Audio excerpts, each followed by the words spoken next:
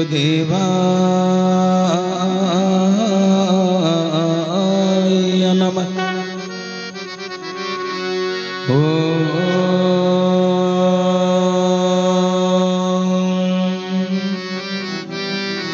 गुरुदेवाय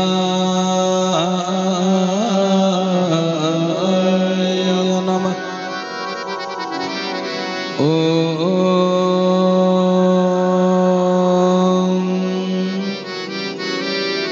गुरुदेवाय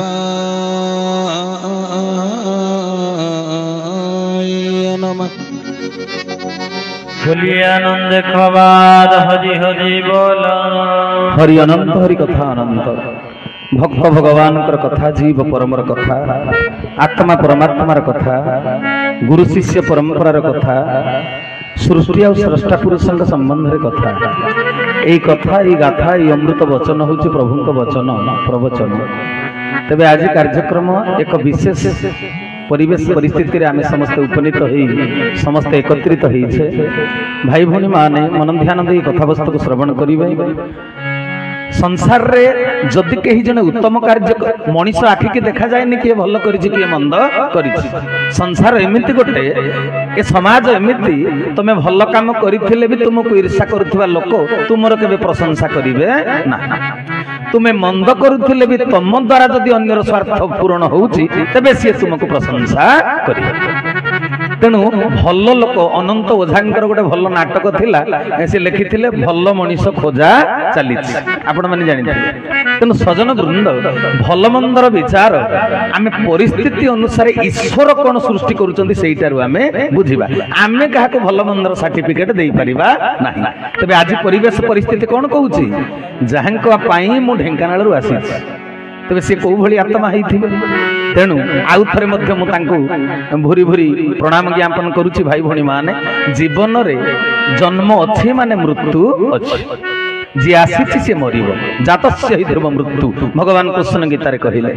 तेबे सजन वृंद मनीष मरिब निश्चय किंतु एंतुडी सालरू मरण जुई भितरे जो मध्यवर्ती कालखंड मरिब तो मरिब सेई समय भितरे कोन करिब हरि हरि बोल सेइटा हला बड़ कथा।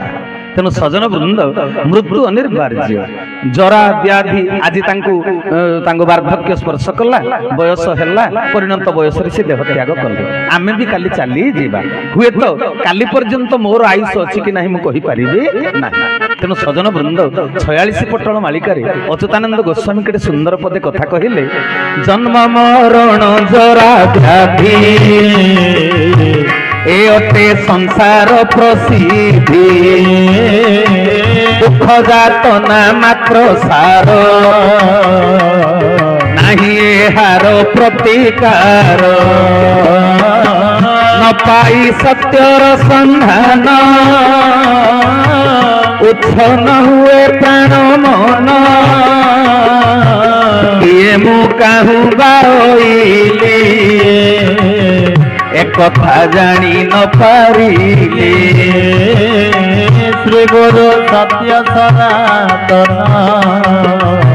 चैतन्य दाता परम बोल सच्चिदानंद चरमनाथ की कहले जन्म मरण जरा व्याधि अटे संसार प्रसिद्धि। जन्म अच्छी माने मृत्यु अच्छी जरा अच्छी व्याधि अच्छी। तेणु सजन वृंद ये हूँ संसार ख्यात कथा एथिरु अलगा किछि नाही। जन्म हेछि जे तार मृत्यु हबो से वार्धक्य अवस्था प्राप्त हबो जीवन काल भितरे देह अछि माने रोग शोक जंत्रणा को से भोग करिवो निश्चय। तेबे सजन वृंद तेबे कथा होछि कोन मनीष जे पर्यंत सत्यर संधान पाई नाही मु काहेकि धरा पृष्ठ को आसीछि मोर करणीय कर्तव्य कोन मते धरा पृष्ठ को किए पठेइछि ए सत्यर संधान न पाइले मनीष जीवन काल भितरे जहा उचित कर्तव्य करणीय कर्तव्य ताहा से संपादन करि पारिबो ना। सत्यर संधान पाइबा दरकार। मु कोन पाई धरा पृष्ठ को आसीछि जदि मते पचारिबो तमे किए मो स्थूल देहर परिचय दबा को जाई मु कहि देबी मु विपिन बिहारी सामा आसीछ कोठो ढेंकानाळ को ब्लॉक हिंदोल गां दुदुरकोट मु कहि देबी एईटा मोर स्थूल देहर परिचय यांके जदि पचारिबे एकबे केन्द्रापड़ा राजगढ़ रु मु आसी ତେବେ ଏଇଟା ହଉଛି ସ୍ଥୂଳ ଦେହର ପରିଚୟ।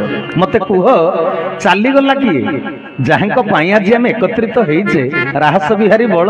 ଯେତେବେଳେ ସେ ମୃତ୍ୟୁ ହେଲା ବୋଲି ତାଙ୍କୁ ଘୋଷଣା କରାଗଲା, ବନ୍ଧୁବାନ୍ଧବଙ୍କୁ ମିଲୁ ଭାଇ ଫୋନ କରିଥିବେ, ବାପା ଆଉ ନାହାନ୍ତି। ତେବେ କୁହ, କିଏ ଚାଲିଗଲା? ଦେହ ଚାଲିଗଲା ନା ଆତ୍ମା ଚାଲିଗଲା? ଯେତେବେଳେ ଫୋନ କରିଥିବେ ଯେ ବାପା ଚାଲିଗଲେ, ଯିଏ ଅତି ପ୍ରିୟ ଲୋକ ହଠାତ୍ ପାଖରୁ ପହଞ୍ଚି ପାରିବେ, ବମ୍ବେ କାଲକାଟାରୁ ତ ଆସିପାରିବେନି, କିନ୍ତୁ ପାଖ ଆଖର ଲୋକ ନିଶ୍ଚୟ ଆସିପାରିବେ, ଅନ୍ତେଷ୍ଟି କ୍ରିୟାରେ ଯୋଗଦାନ କରିବେ। ତେବେ ଯୋଉମାନେ ଆସିଲେ ସେମାନେ ଦେଖିଲେ ଘର ମୁହଁରେ ଗୋଟେ ସପମଚିଣା ଉପରେ ବେଡସିଟ୍ ଘୋଡେଇ ଦେଇ ଶୁଏଇ ଦିଆଯାଇଛି ରାସ ବିହାରୀ ବଳ, ଯିଏ ଯାହାଙ୍କୁ ଆମେ ଚିହ୍ନିଥିଲେ ଏ ବ୍ୟକ୍ତି ରାସ ବିହାରୀ ବଳ, ସିଏ ତ ଶୋଇଥିଲେ। ସମସ୍ତେ ମୁଣ୍ଡ କୋଡି କାନ୍ଦୁଥିଲେ। ତେବେ ଚାଲିଗଲା କିଏ? କିଏ ଚାଲିଗଲା ବୋଲି ହୁରି ପଡିଲା ସେ ଚାଲିଗଲେ। ଦେହ ତ ଶୋଇଛି। ଯୋଉ ଦେହ ସହିତ ବନ୍ଧୁବାନ୍ଧବଙ୍କ ସମ୍ପର୍କ, ଯୋଉ ଦେହକୁ ଭଣଜା ଡାକୁଥିଲା ମାମୁଁ, ଯୋଉ ଦେହକୁ ପୁତୁର ଡାକୁଥିଲା କକା, ଯୋଉ ଦେହକୁ ପୁଅ ଡାକୁଥିଲା ବାପା, ସେ ଦେହଟା ତ ପଡିଛି। ତେବେ ଚାଲିଗଲା କିଏ? ଚାଲିଗଲା ଆତ୍ମା। ଆତ୍ମାର ନାଁ କଣ? ରାହସ ବିହାରୀ ବଳ। ତେବେ ସିଏ ଯୋଉ ଦିନ ଜନ୍ମ ହେଲେ ଏ ଗାଁରେ, ପୁରୁଣିଆ ଲୋକ କେହି କହିଥିବେ ଆଜି ରାହସ ବିହାରୀ ଜନ୍ମ ହେଇଛି ବୋଲି? କେହି କହିନଥିବେ। 21 ଯୋଉ ଦିନ ପାଳନ ହେଲା, ତାପରେ ନାଁ ଗୋଟେ ଦିଆଗଲା ଏ ପଞ୍ଚଭୂତର ଖୋଳପା ପିନ୍ଧି ଆସିଥିବା ଆତ୍ମାକୁ ଚିହ୍ନଟ କରିବା ପାଇଁ, ଦେହର ଚିହ୍ନଟ ପାଇଁ, ଦେହକୁ ଚିହ୍ନଟ କରିବା ପାଇଁ। ରାହସ ବିହାରୀ ବଳଙ୍କର କେତେ ଜଣ ପୁଅ? 5 ଜଣ ପୁଅ। 5 ଜଣ ପୁଅ, କିଏ ବଡ କିଏ ସାନ, ତାର ନାଁ କଣ? ଚିହ୍ନିବା ପାଇଁ 5ଟା ନାଁ ଦିଆ ଗଲା। କିନ୍ତୁ ସବୁରି ଭିତରେ ଆତ୍ମା ଅଲଗା ଅଲଗା। କା ଆତ୍ମାଟା ନେଳିଆ, କା ଆତ୍ମାଟା କାଳିଆ। ଆତ୍ମାକୁ କିଏ ଦେଖିଛି? ଡାକ୍ତର ଯେତେବେଳେ ଅପରେସନ କରେ ଦେହ ଭିତରର କିଡନୀ ହଉ ହାର୍ଟ ହଉ, ଦେହଟାକୁ ଛୁରୀରେ ଚିରି ଦେଲା ମାତ୍ରେ ସବୁ ପାର୍ଟ ପତ୍ର ଦେଖାଯାଏ ଦେହ ଭିତରେ ଯାହା ଅଛି। ଆତ୍ମାକୁ ଖୋଜିଲେ ମିଳିବ? ଡାକ୍ତର ଦେହରୁ ଖୋଜିକିରି ଆତ୍ମାଟାକୁ ପାଇପାରିବ? ତେବେ ଆତ୍ମାର ସନ୍ଧାନ କେହି କରିପାରିନାହାନ୍ତି। ସେଇ ହଉଛି ସତ। କହିଲେ ନ ପାଇ ସତ୍ୟର ସନ୍ଧାନ ଉଚ୍ଛନ ହୁଏ ପ୍ରାଣମନ। ইয়ার মানে ହେଲା ଆତ୍ମ ସାକ୍ଷାତକାର ଯାହାର ହେଇନାହିଁ ଜୀବନ କାଳ ଭିତରେ, ତାର ପ୍ରାଣ ସବୁବେଳେ ଉଚ୍ଛନ ହୁଏ। ଏଇଟା କିଣିବି ସେଇଟା କିଣିବି, ଇଏ ପର ସିଏ ନିଜର, କିନ୍ତୁ ବାସ୍ତବରେ ଦେଖିଲା ବେଳକୁ କେହି ପର ନୁହନ୍ତି, କେହି ନିଜର ନୁହନ୍ତି। ତେଣୁ ଏ ସତ୍ୟର ସନ୍ଧାନ ମଣିଷ କାହିଁ ଜାଣିପାରୁନି ନା ତାର ଆତ୍ମ ସାକ୍ଷାତକାର ହେଇନାହିଁ। କ୍ୟାମେରା ବାଲା ଫଟୋ ଉଠିଲେ ଆପଣ ଗୋରା କି କଳା ଫଟୋ ଦେଖେଇଦବ। ଆଉ ଟିକେ ମେଡିକାଲ ସାଇନ୍ସ ଆଗକୁ ଆଗେଇଛି, ଚମଡା ତଳେ ଥିବା ଫଟୋଟାକୁ ସିଟି ସ୍କାନ, ଏଣ୍ଡୋସ୍କୋପି, ଅଲ୍ଟ୍ରାସାଉଣ୍ଡ ଦ୍ୱାରା ଜାଣି ହବ ଚମଡା ତଳେ କଣ ଅଛି। କିନ୍ତୁ ଆତ୍ମାକୁ ଖୋଜିକିରି କେହି ପାଇବେ ନାହିଁ। ଶରୀର ଭିତରେ ଥିବା ମନକୁ ଖୋଜିକିରି କେହି ଚିହ୍ନଟ କରିପାରିବେନି। ଆପଣଙ୍କ ଭିତରେ ବୁଦ୍ଧି କେତେ ପରିମାଣର ଅଛି ତାକୁ କେହି ମାପି ପାରିବେ ନାହିଁ। ଆପଣଙ୍କ ଭିତରେ ଚୈତନ୍ୟ ଶକ୍ତି କେତେ ଅଛି ତାକୁ କେହି କିଲୋଗ୍ରାମ, ଲିଟର, ମିଟରରେ ମାପି ପାରିବେ ନାହିଁ। ତା ପାଇଁ ମାପକ ଯନ୍ତ୍ର ନାହିଁ।